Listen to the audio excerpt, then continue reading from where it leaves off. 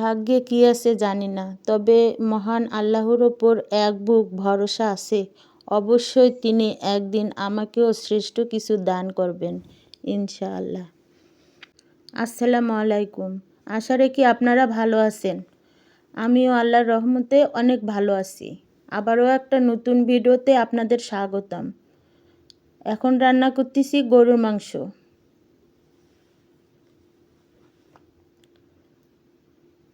সব মশলা দিয়ে মাখামাখি করে বসিয়ে দিলাম।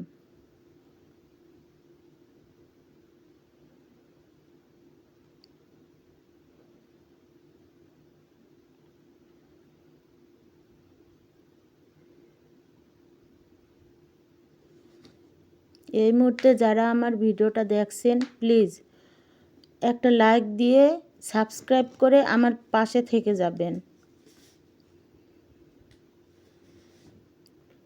গরুর মাংস রান্নাটা প্রায় কমপ্লিট হয়ে গেছে।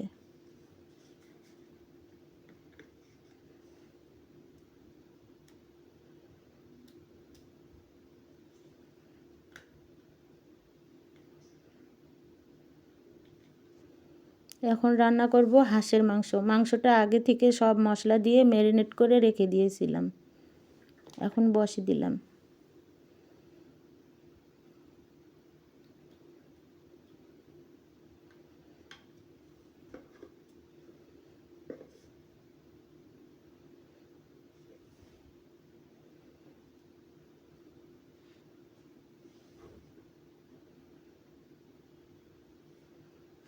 মাংসটা কষিয়ে নিচ্ছি।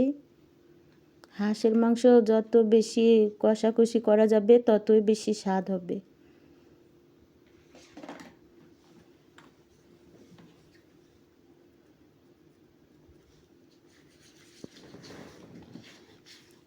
হাঁসের মাংসটাও রান্না হয়ে গেল। এখন হচ্ছে বেগুন দিয়ে গোসি মাছ ভাজি করব। এটাও আগে থেকে রেডি করে রেখেছিলাম।